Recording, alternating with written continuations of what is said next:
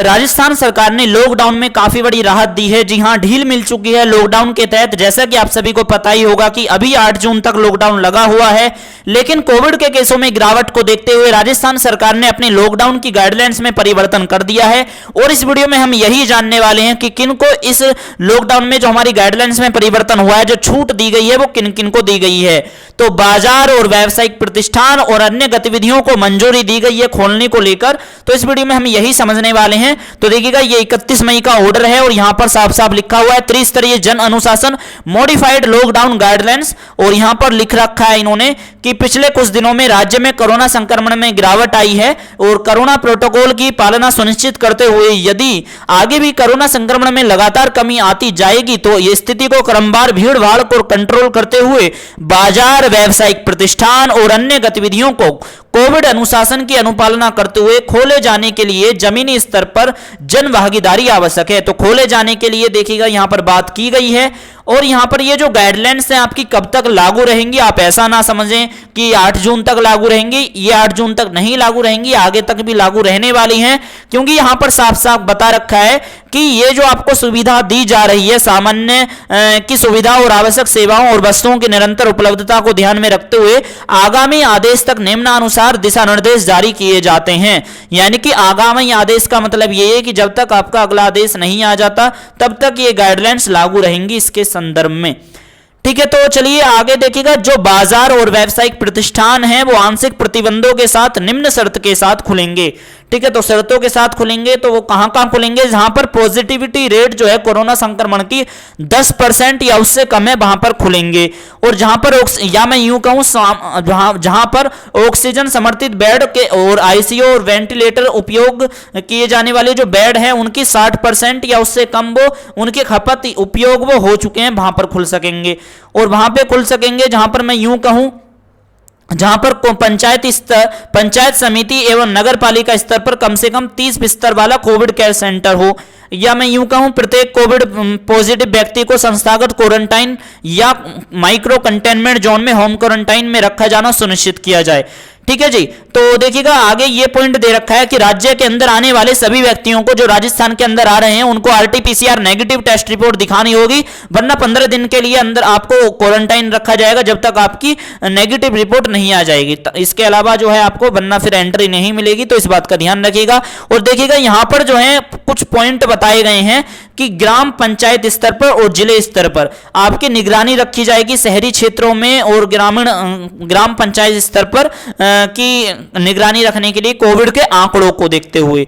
ठीक है भाई, कोविड के आंकड़े किसमें कितने हो रहे हैं तो उसमें बताया गया है कि हमारे 3 जोन बनाए गए हैं, जो green zone, yellow zone, red zone पर हैं। तो ग्राम पंचायत स्तर पर ग्रीन जोन उसे कहेंगे जहां पर एक भी एक्टिव केस नहीं है। येलो जोन उसे कहेंगे ग्राम पंचायत स्तर पर जहां पर 0 से 5 कोविड एक्टिव केस हैं। रेड जोन उसे कहेंगे जहां पर 5 से अधिक कोविड एक्टिव केस हैं। जिला स्तर पर ग्रीन जोन उसे कहेंगे जहां पर 1 लाख जनसंख्या पर 0 एक्टिव केस हैं। और येलो जोन उसे कहेंगे जहां पर 100 एक्टिव केस हैं 1 लाख जनसंख्या पर जिले स्तर पर। और जिले स्तर पर रेड जोन उसे कहेंगे जहां पर 100 से अधिक कोविड के एक्टिव केस हैं। देखिएगा दोस्तों, आपका कोविड के लॉकडाउन में ये जो हमारा टाइम है इसमें जो आपको ढील दी गई है वो ढील भी रहेगी, लेकिन यहां पर इस बात का ध्यान रखिएगा कि जो आपका वीकेंड कर्फ्यू है वो लागू रहेगा। तो वीकेंड कर्फ्यू का जो टाइम है राजस्थान के अंदर वो है आपका शुक्रवार को दोपहर 12 बजे से लेकर मंगलवार के सुबह 5 बजे तक आपका वीकेंड कर्फ्यू लागू रहेगा। और इसके अलावा जो आपका देखिएगा मंगलवार, बुधवार, बृहस्पति, ठीक है, ये जो बाकी के दिन बचे आपके, इस दिन जो है दोपहर 12 बजे से लेकर आपका सुबह 5 बजे तक आपका कर्फ्यू रहेगा।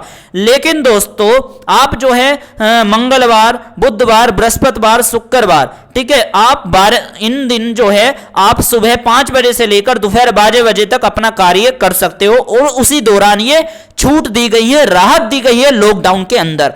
और देखिएगा अगला पॉइंट ये है कि किसी भी स्थान पर 5 या 5 से अधिक व्यक्तियों को एक साथ इकट्ठे होने की इजाजत नहीं है, प्रशासनिक आदेश है ये। ओके, आगे हम जानते हैं जो हमारी आम जनता के लिए जानना बहुत जरूरी है नियम, तो ये रहा।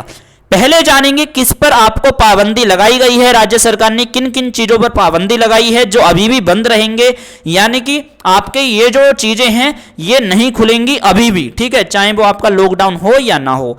ठीक है, तो ये चीजें अभी नहीं खुलेंगी। तो देखिएगा जितने भी आपके सार्वजनिक स्तर पर सामाजिक, राजनीतिक, खेलकूद संबंधी, मनोरंजन, शैक्षणिक, सांस्कृतिक, धार्मिक समारोह जितने भी हो रहे हैं, जुलूस और त्योहार, मेले और हाट बाजार, इनको अभी खोलने की इजाजत नहीं है।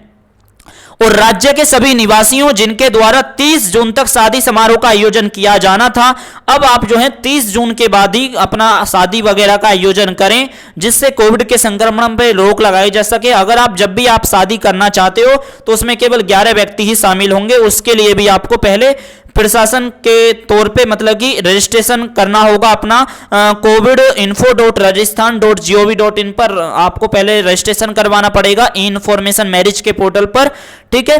तो इस बात का आप ध्यान रखिएगा। और विवाह संबंधी किसी भी प्रकार के समारोह, डीजे, बारात और निकासी, प्रतिभोज इत्यादि की जो है पूरी तरह से पाबंदी रहेगी और 30 जून तक ये अनुमति नहीं है।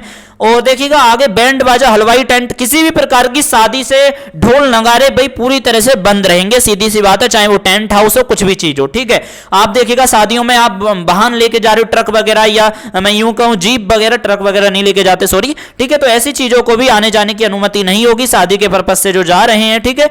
और धार्मिक स्थल जो है रोजाना की पूजा अर्चना के लिए तो चालू रहेंगे, लेकिन श्रद्धालुओं और दर्शनार्थियों के लिए पूरे राज्य में सभी प्रकार के धार्मिक स्थान बंद रहेंगे। जिन स्थानों पर ऑनलाइन दर्शन की व्यवस्था है वो चालू रहेंगे, लेकिन यहां पर जब भी कहा जा रहा है कि पूजा अर्चना, इबादत, प्रार्थना के लिए आप घर में ही रहकर करें, लेकिन जो डेली बेसिस की पूजा अर्चना, इबादत है वो आपकी चालू रहेगी।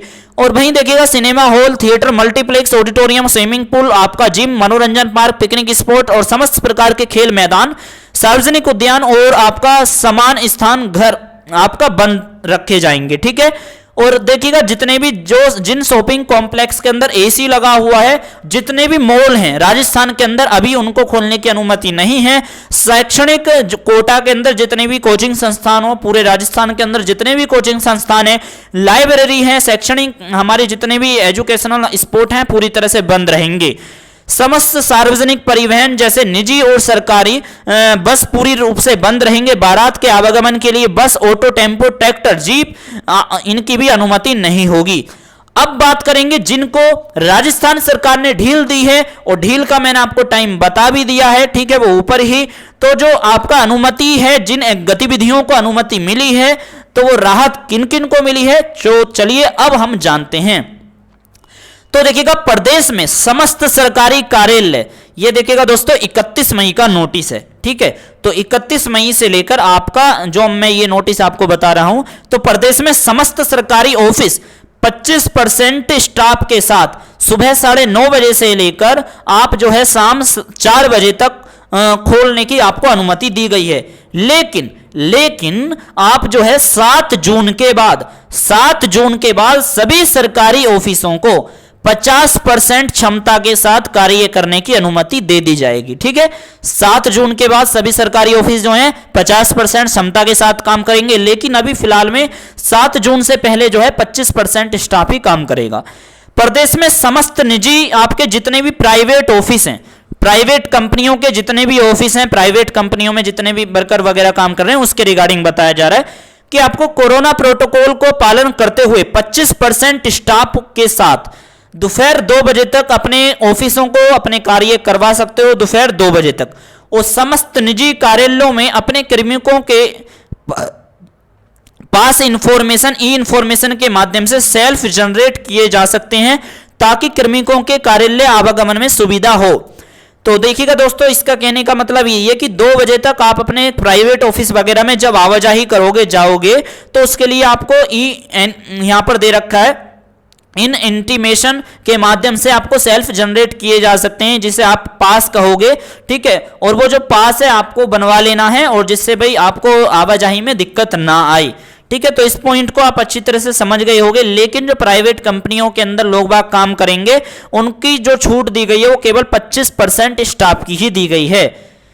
और अगला जो पॉइंट है वो ये है कि जितने भी देखिएगा आपके प्राइवेट चिकित्सालय, लैब और संबंधित कार्मिक जैसे डॉक्टर, नर्सिंग स्टाफ, पैरामेडिकल और अन्य चिकित्सा सुविधाएं, सेवाएं पहचान पत्र के साथ ही आने जाने की अनुमति दी जाएगी।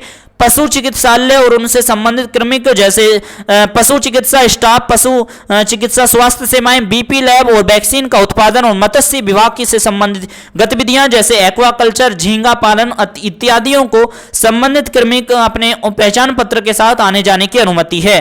प्रदेश के अंदर, जिले के अंदर, प्रदेश में जिले के अंदर अपने खुद के वाहनों को निजी वाहनों से आवागमन मंगलवार से शुक्रवार सुबह 5 बजे से लेकर दोपहर 12 बजे तक ही अनुमति होगी जिलों के अंदर आवागमन करने की।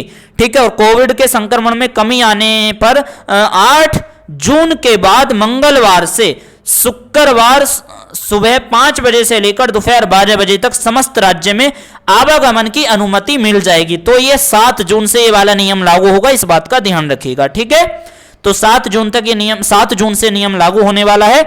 और अगला जो पॉइंट है, रेलवे, मेट्रो स्टेशन, एयरपोर्ट से आने जाने वाले व्यक्तियों को यात्रा टिकट दिखाने पर आवागमन की अनुमति होगी। किसी भी व्यक्तियों के द्वारा घर से रेलवे स्टेशन, एयरपोर्ट या रेलवे स्टेशन एयरपोर्ट से घर, मेडिकल इमरजेंसी एवं अनुमत श्रेणियों की आवागमन हेतु उपयोग में ली जाने वाली टैक्सी, ओला, उबर, ऑटो, ई रिक्शा सेवा की अनुमति होगी। ठीक है, कि आप एयरपोर्ट या रेलवे स्टेशन पे आना जाना कर रहे हो तो उसके लिए आपको टैक्सीज वगैरह वगैरह मिल जाएंगी। ओके, प्रदेश में तारीख जो आपकी यहां पर दे रखी है 10 जून 2021 के बाद रोडवेज बस और प्राइवेट बस का संचालन को अनुमति मिल जाएगी। ओके, और जिसके संबंध में पृथक से दिशा निर्देश जारी करे जाएंगे, अलग से दिशा निर्देश आपके लिए जारी करे जाएंगे। लेकिन जितने भी रोडवेज बस हैं राजस्थान के अंदर वो आपकी 10 जून के बाद से आपकी चालू हो जाएंगी। ठीक है, तो दोस्तों मैंने आपको ये पहले ही बता दिया था कि गाइडलाइंस जो है हमारी, ऐसा ना समझे कि 8 जून तक हमारा लॉकडाउन लगा हुआ है, उसका इससे कोई संबंध नहीं है। अब ढील जो आपकी देनी स्टार्ट हो गई है वो इसके तहत आपके जो आपके इस नियमों के तहत आपकी सारी चीजें लागू रहेंगी, इस बात का ध्यान रखिएगा। ठीक है, तो प्रदेश में दिनांक देखिएगा, जितनी भी बसें हैं वो आपकी चालू हो जाएंगी आपकी 10 जून से। और कोविड मरीजों के साथ जितने भी लोग हैं उनके परिजन वगैरह अटेंडेंट को हॉस्पिटल प्रशासन द्वारा जारी करे गए पास के द्वारा ही अटेंडेंट को मरीज से संबंधित आवश्यक सेवाएं जैसे खाना, दवाइयां इत्यादि लाने के लिए उपयोग में लिए जा रहे वाहनों के लिए भी अनुमति होगी। अंतरराज्य और राज्य के अंदर माल वाहन करने वाले बाहर वाहनों के आवागमन और माल के लोडिंग और अनलोडिंग कार्यों के लिए नियोजित व्यक्ति अनुमत होंगे। ठीक है, और राष्ट्रीय और राज्य मार्गों पर संचालित ढाबे और वाहन रिपेयर की दुकानों को खोलने की भी अनुमति होगी। ओके जी, अगला जो पॉइंट है, गर्भवती महिलाएं और रोगियों को चिकित्सकीय और स्वास्थ्य सेवाओं के परामर्श हेतु आवागमन की अनुमति होगी। टीकाकरण के लिए आपको आने जाने की छूट दी गई है। ठीक है, आप जा सकते हो अपने पहचान पत्र डॉक्यूमेंट को दिखाकर। निर्धारित जितने भी कंपटीशन आपके एग्जाम हैं, जो जितने भी हमारे स्टूडेंट हैं वो अपना एडमिट कार्ड दिखाकर अपने एग्जाम सेंटर तक जा सकते हैं। अंतिम संस्कार के अंदर अधिकतम 20 लोग ही जा सकते हैं, इस बात का ध्यान रखिएगा। मेडिकल में नर्सिंग जितने भी आपके कॉलेज हैं उनमें अध्ययन चिकित्सा शिक्षा विभाग द्वारा जारी दिशा निर्देश के अनुसार ही जारी रहेगा। और ऑनलाइन डिस्टेंस लर्निंग जारी रहेगी, जितनी भी एजुकेशन हमारी ऑनलाइन चल रही है।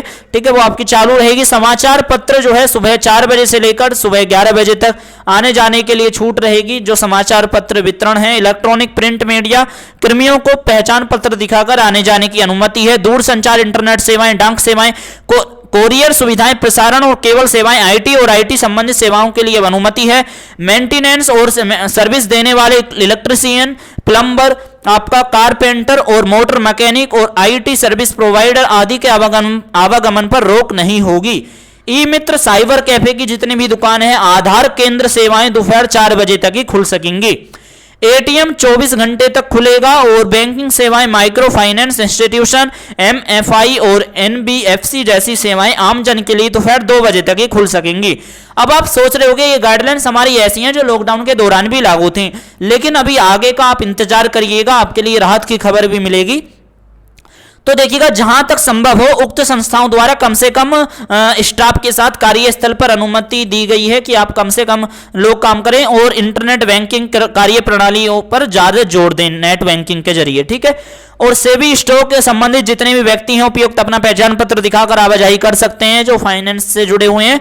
और विभागीय संख्यक आदेश आपका 23 मई का जो बिंदु संख्या 31 के क्रम में सभी सुरक्षा मानकों को ध्यान में रखते हुए ई कॉमर्स के माध्यम से सभी प्रकार की वस्तुओं की होम डिलीवरी की अनुमति होगी, ठीक है। लेकिन उसके लिए आपको 23 मई का ऑर्डर देखना होगा। इंदिरा रसोई में भोजन बनाने वाले उसके वितरण का कार्य यात्री 10 बजे तक कोविड गाइडलाइंस के अनुसार अनुमति होगी, ठीक है। और अगर आप पुरानी वाली गाइडलाइंस देखना चाहते हो तो वीडियो के डिस्क्रिप्शन में लिंक मिलेगा, लेकिन ये अभी गाइडलाइंस खत्म नहीं हुई है। ग्रामीण क्षेत्रों में बढ़ते कोविड संक्रमण को देखते हुए राष्ट्रीय मतलब कि जो मनरेगा है और ग्रामीण विकास योजनाओं में काम करने वाले श्रमिकों को कोविड संक्रमण से बचाव के लिए कोविड उपयुक्त व्यवहार और सोशल डिस्टेंसिंग का पालन करते हुए गाइडलाइंस का ग्रामीण विकास विभाग द्वारा जारी किए जाएंगे।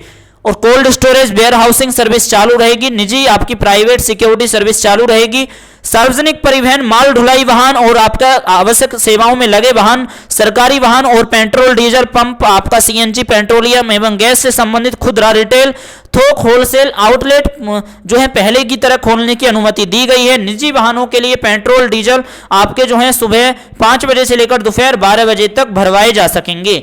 एलपीजी सिलेंडर की सेवाएं ग्राहकों के लिए चालू रहेंगी और समस्त उद्योग एवं निर्माण से संबंधित इकाइयों में कार्य करने वाले लोगों को अनुमति होगी ताकि श्रमिक वर्गों का पलायन रोका जा सके। उद्योगों में काम करने वाले निर्माण इकाइयों में श्रमिकों के आवागमन के लिए स्पेशल बस का संचालन किया जाएगा और पहले की तरह ही उद्योग या निर्माण इकाइयों में संबंधित श्रमिक जितना भी स्टाफ है, मजदूर हैं, श्रमिक हैं, आवागमन के लिए ऑनलाइन वेब पोर्टल covidinfo.rajasthan.gov.in पर आपको ई इंटीमेशन वाई इंडस्ट्रीज के माध्यम से सेल्फ जनरेट कर यानी कि आपको आई कार्ड बनवाना होगा, ई पास बनवा लेना है। वहां पे से आपको जो आपका ई मित्र की दुकानों पे भी बन जाएगा और आपको 1 घंटे के लिए मतलब कि यहाँ पर इसका जो टाइम होता है वो इस प्रकार से होता है कि आपकी जब छुट्टी हुई है आपकी वहां से उद्योग से, आपके फैक्ट्री वगैरह से, तो आप 1 घंटे में आप अपने घर पे पहुंच सकते हो उससे, और 1 घंटे में जब आप जाना चाह रहे हो तब आप 1 घंटे से उस पास के लिए जा सकते हो, ठीक है। तो उसकी पास की वैलिडिटी कुछ इस प्रकार से होती है। ओके जी, अगला जो पॉइंट दिया गया है वो ये दिया गया है। उससे पहले यहां पर देखिएगा एक पॉइंट और दे रखा था कि जो भी देखिएगा निर्माण इकाई और उद्योग इकाई में लोग बाग काम करते हैं वो जो ई पास बनवाएंगे उसमें जो है कार्मिकों के और श्रमिकों का मतलब कि हस्ताक्षर होना जरूरी है। ओके, तो ये पॉइंट बताना भूल गया था। तो चलिए अब बात करेंगे जो जानना आपके लिए बेहद जरूरी था, दुकानें बाजार हमारे कब कब खुलेंगे।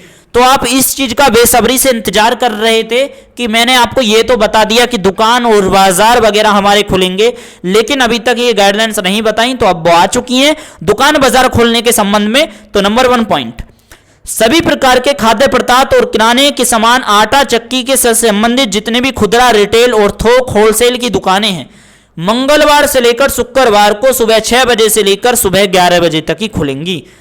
पशु का जो चारा है उससे संबंधित खुदरा और थोक की दुकानें जो हैं मंगलवार से शुक्रवार तक सुबह 6 बजे से लेकर 11 बजे तक खुलेंगी। कृषि से जुड़ी हुई जो दुकानें, कृषि से जुड़ी हुई जो सामान वगैरह बेच रहे हैं, यंत्र वगैरह, वो भी इसी टाइम खुलेंगी मंगलवार से शुक्रवार सुबह 6 बजे से लेकर 11 बजे तक।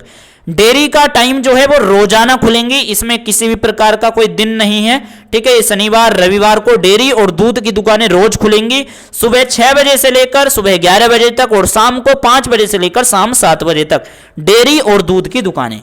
मंडी और फल सब्जी की दुकानें भी डेली खुलेंगी, लेकिन मंडी और फल सब्जी और फूल मालाओं की दुकानों के लिए टाइम सुबह 6 बजे से लेकर 11 बजे तक का है। स्ट्रीट वेंडर और आपका थड़ी और रेडी और ठेले द्वारा अन्य सामान वस्तुओं को बेचने वाले लोगों को जो बेचने की इजाजत है रोजाना है, लेकिन सुबह 6 बजे से लेकर 11 बजे तक। सब्जी एवं फलों को ठेले और cycle rickshaw, auto rickshaw, mobile van द्वारा बेचने के लिए रोजाना बेच सकते हो, लेकिन सुबह 6 बजे से लेकर आप शाम 5 बजे तक बेच सकते हो, ठीक है जी, सब्जियों की रिगार्डिंग। और अगला जो पॉइंट है, अन्य दुकानें और व्यावसायिक प्रतिष्ठान मंगलवार से शुक्रवार सुबह 6 बजे से लेकर 11 बजे तक खुल सकेंगे, ठीक है। तो इन चीज का आपको बहुत बेसब्री से इंतजार था, तो इनकी भी मैंने आपको गाइडलाइंस बता दी है। और राशन की दुकानें बिना किसी अवकाश के खुलेंगे, और फार्मास्यूटिकल्स और ऑप्टिकल चश्मे वगैरह की दुकानें, दवाएं और आपके मेडिकल उपकरण से संबंधित दुकानें खोलने की अनुमति रोजाना है, हर समय। और दवाइयों को भी होम डिलीवरी के लिए प्रोत्साहित किया जाए और जिससे संक्रमण पे कंट्रोल रखा जा सके। आपका प्रोसेस्ड फूड, मिठाई और मिष्ठान, बेकरी और रेस्टोरेंट द्वारा होम डिलीवरी की सुविधा रात के 10 बजे तक की अनुमति होगी। प्रोसेस्ड फूड और आपका मिठाई और प्रतिष्ठान, बेकरी और रेस्टोरेंट आदि के लिए घर पर पैकिंग की सुविधा, जो वाली सुविधा जो है कि आप वहां पर बैठ के नहीं खा सकते, पैक करवा के ले जा सकते हो, टेक अवे की सुविधा मंगलवार से शुक्रवार तक सुबह 6 बजे से लेकर 11 बजे तक ही होगी। और दुकानों पर बैठकर खाने की अनुमति नहीं होगी। दुकानदार यह सुनिश्चित करेगा कि कोई भी व्यक्ति दुकान पर अनावश्यक रूप से भीड़ भाड़ नहीं करे और उल्लंघन करने पर दुकान को सील भी कर दिया जाएगा। अगला पॉइंट है मंडियों में फसलों में आवक और समर्थन मूल्य पर फसलों की जो कार्यवाही अनुमति रहेगी, और ऐसे केंद्र पर कोविड प्रोटोकॉल का पालन सुनिश्चित करा जाएगा।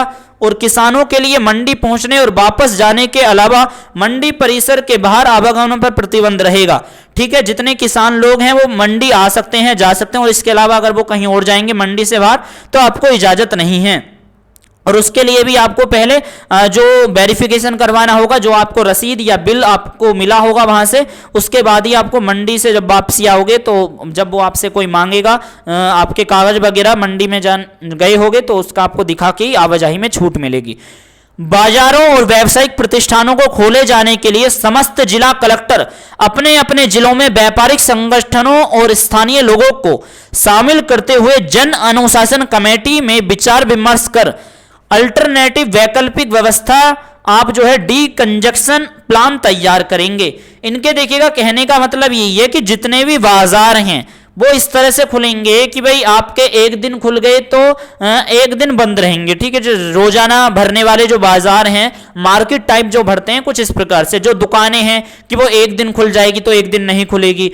ठीक है, जो वैसे बाजार हैं जो जरूरी सर्विस नहीं है, जो मैंने आपको लिस्ट जो ऊपर बताई थी अभी कुछ देर पहले, उन्हें छोड़कर, ठीक है, तो वो डिस्ट्रिक्ट मजिस्ट्रेट तय करेंगे और इसके बारे में आपको प्रशासन द्वारा इत्तला हो जाएगा। और इस ऐसे बाजार जहां केवल बड़े बड़े कॉम्प्लेक्स हैं जो कि एसी नहीं है, उनमें स्थित दुकानें अथवा व्यावसायिक प्रतिष्ठान भवनों की मंजिलों के अनुसार खुलेंगे। यहां पर बताया गया है जो बड़े बड़े कॉम्प्लेक्स हैं जहां पर एसी नहीं है, ठीक है, वहां पर जो है व्यावसायिक प्रतिष्ठान जो हैं जो बिल्डिंगों के हिसाब से खुलेंगे कि जो मंजिल है कि पहली मंजिल खुल गई और दूसरी मंजिल खुल गई, तो यहां पर दे रखा है जैसे मंगलवार और गुरुवार को बेसमेंट और फर्स्ट फ्लोर की दुकानें खुलेंगी और बुधवार और शुक्रवार को ग्राउंड फ्लोर और आप सेकंड फ्लोर की दुकानें खुलेंगी और एक छोड़कर एक फ्लोर खोला जाएगा। तो इस प्रकार से बताया गया है। और अगला जो पॉइंट है, बाजारों और अन्य व्यावसायिक गतिविधियों को खोलने के लिए अपनाई जाने वाली जो प्रक्रिया है, गाइडलाइंस है, वो अलग अलग है। शहरी क्षेत्रों के लिए अलग है और ग्रामीण क्षेत्रों के लिए अलग है, तो इसे भी आप जान लीजिए। तो जैसा कि देखिएगा विदित है कि शहरी क्षेत्रों में बाजार और व्यावसायिक प्रतिष्ठानों में भीड़ भाड़ वाले क्षेत्रों में स्थित होते हैं जहां पर आबादी की बहुलता होती है तथा बाजारों एवं व्यावसायिक प्रतिष्ठानों को खोले जाने की स्थिति में अधिक भीड़ संभावित है। और इस स्थिति में शहरी क्षेत्रों में स्थित बाजारों के व्यावसायिक प्रतिष्ठानों को खोले जाने वाले निम्नानुसार व्यवस्था किया जाना चाहिए। तो देखिएगा यहां पर बता रखा है कि टीम गठित की जाएगी जो चेक करेगी, वाणिज्य और कर विभाग, पुलिस और नगर निगम अधिकारियों उसमें शामिल किए जाएं, जिससे जाकर मतलब कि संयुक्त प्रवर्तन दल, जिसे आप ज्वाइंट टीम कहोगे, और वो आपके क्षेत्राधिकारों पर जितना भी है मतलब कि वहां पे जांच पड़ताल कर सके कि सही तरह से पालन हो रहा है नहीं हो रहा। ठीक है, और जन अनुशासन कमेटी जो है हमारी, वो बाजारों की स्थिति के अनुसार व्यापार और आपका मतलब कि विचार विमर्श करके बाजारों को खोलने के बाद ही प्रतिदिन कोविड प्रोटोकॉल के पालन और भीड़ भाड़ पर निगरानी रखेगी। तो ये गाइडलाइंस दी गई है। यदि व्यापक स्तर पर कोविड प्रोटोकॉल का उल्लंघन किया जा रहा है तो बाजार को 7 दिनों के लिए बंद भी कर दिया जाएगा। ठीक है, तो दोस्तों आप इस बात का ध्यान रखिएगा, ये गाइडलाइंस अभी लंबे टाइम तक लागू रहेंगी, इसलिए वीडियो आपके लिए बहुत जरूरी थी। और ग्रामीण क्षेत्रों के लिए बात करें तो ग्रामीण क्षेत्रों में तहसील, उपखंड, पंचायत समिति मुख्यालय जहां पर आबादी की संख्या अधिक है, वहां दुकानों और व्यावसायिक प्रतिष्ठान ज्यादा हैं जिन्हें खोले जाने की स्थिति में अधिक भीड़ का आना संभावना अधिक है। और उक्त क्षेत्र में स्थित बाजार एवं व्यावसायिक प्रतिष्ठान हेतु शहरी क्षेत्रों में दी गई व्यवस्था के अनुसार ही कार्रवाई की सुनिश्चित की जाएगी।